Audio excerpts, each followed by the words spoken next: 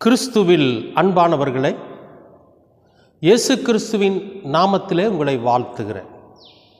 இன்றைய அனுதின உணவிற்காக கர்த்தர் நமக்கு கொடுக்கிற வார்த்தை சங்கீதம் 68 அதிகாரம் 6வது வசனம்.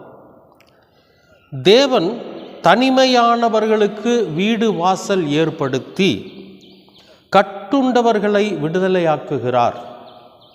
தேவன் தனிமையானவர்களுக்கு வீடு வாசல் ஏற்படுத்தி கட்டுண்டவர்களை விடுதலையாக்குகிறார்.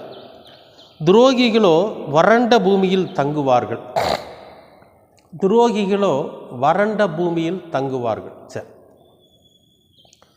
அன்பானவர்களே, இன்றைய நாளில் ஆண்டவர் சொல்கிற ஒரு வார்த்தை என்னென்னா, தனிமையானவர்களுக்கு வீடு வாசல் ஏற்படுத்துவார்.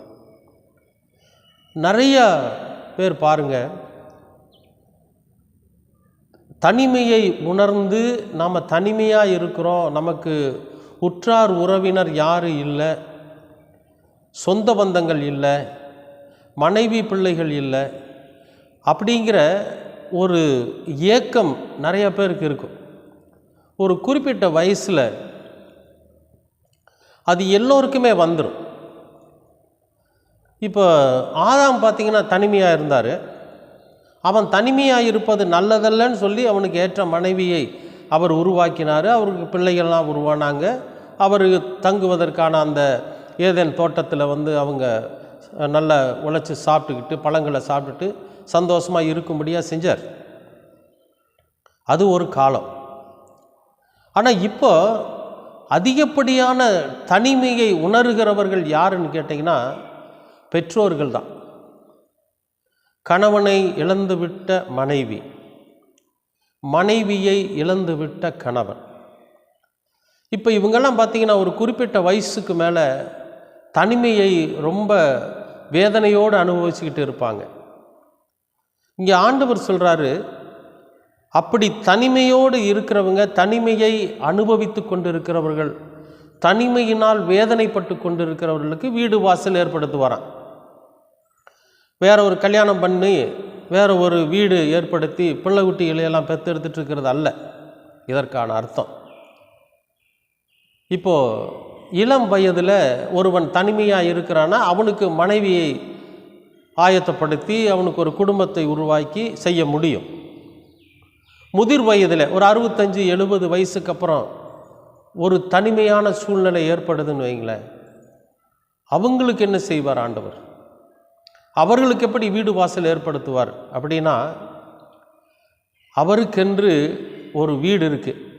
என்ன தெரியுமா?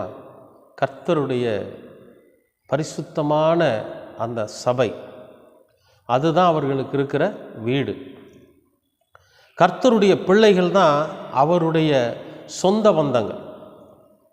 இப்போ இவங்கெல்லாம் என்ன பண்ணுவாங்கன்னு கேட்டிங்கன்னா, அந்த தனிமையாக இருக்கிற பெரியவரை சந்தித்து ஒவ்வொரு நாளும் நலம் விசாரித்து அவர்களுக்கான தேவைகளை, அவருக்கு என்ன தேவையோ அந்த தேவைகளை அவர் பெற்றெடுத்த பிள்ளைகளைப் போல இவர்கள் பங்கெடுத்து கொண்டு அவர்களை கவனிக்கிறாங்க. பார்த்தீங்களா? அதுதான் கர்த்தர் ஏற்படுத்தி இருக்கிற வீடு வாசல். கர்த்தர் அந்த தனிமையை உணர்ந்து கொண்டிருக்கிறவர்களுக்கு ஏற்படுத்தி கொண்டிருக்கிற உறவின் முறை.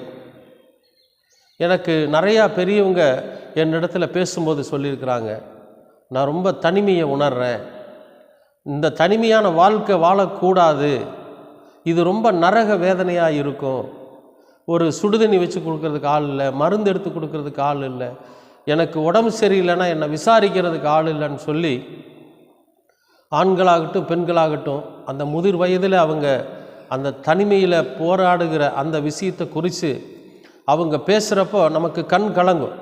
அப்போ நாம் சொல்வோம், நீங்கள் கவலைப்படாதீங்க, நான் இருக்கிறேன், ஏதாவது ஒரு சூழ்நிலையில் நான் உங்களுக்கு உதவி பண்ணுறேன்னு சொல்லி அவர்களை விசாரிப்பதற்காக கர்த்தர் நம்மை வைத்திருக்கிறார். இப்போ நமக்கு தோணுது, அந்த தனிமையில் இருக்கக்கூடிய அந்த பெரியவர், தனிமையில் இருக்கக்கூடிய அந்த பெரியம்மா, அவங்களுக்கு யாருமே துணை இல்லாதப்ப நாம் அவங்கள விசாரிக்கலான்னு சொல்லி தோணுது. பார்த்தீங்களா?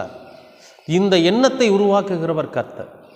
இப்படித்தான் ஒரு தனிமையை அவர் போக்குவார். கர்த்தரோட பிள்ளைகளை கொண்டு கர்த்தர் தனிமையை போக்குவார்.